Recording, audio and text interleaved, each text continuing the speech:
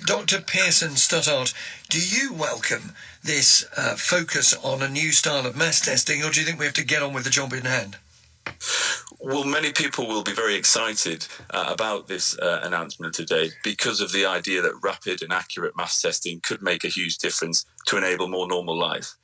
But what's very important is that there are two aspects that we mustn't walk away from. And the first is to ensure that at all times we have enough tests for those with the highest needs. And so those who have symptoms, as you've just described, the rationing going on, but also those in health and social care workforce and other frontline workforces. And given where we are at the moment with relatively low levels of virus, then that's concerning that we're not able to capture enough testing at this stage for all of them before the autumn. But the second point I'd just make there, Nick, is this expansion of testing capacity is clearly welcome, but the testing alone, without being able to do anything about the test and the result, is close to futile. Which is why as much emphasis must be put on the tracing aspect of the test and trace strategy, which we have been, unfortunately, struggling to get towards 80% of cases reached each week and contacts of those cases. And that's where I would like to see the Secretary of State put his focus in coming weeks.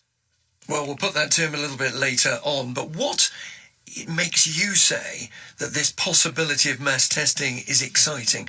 Just spell out to people, if you would, how it is that we could move from a situation with many people nervous to go back to work, to use public transport, restrictions on theatres and sporting events and so on. How might mass testing of this sort change all that?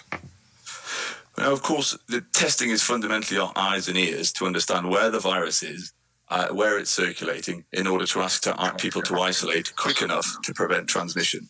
Now, being able to do that at scale then can reduce that virus circulating around community and give individuals confidence that they can return more towards normal life, knowing that the R rate is being well controlled. But as I say, that requires, in the very first instance, we must be able to do the basics right, and that's to test and effectively trace those at highest risk.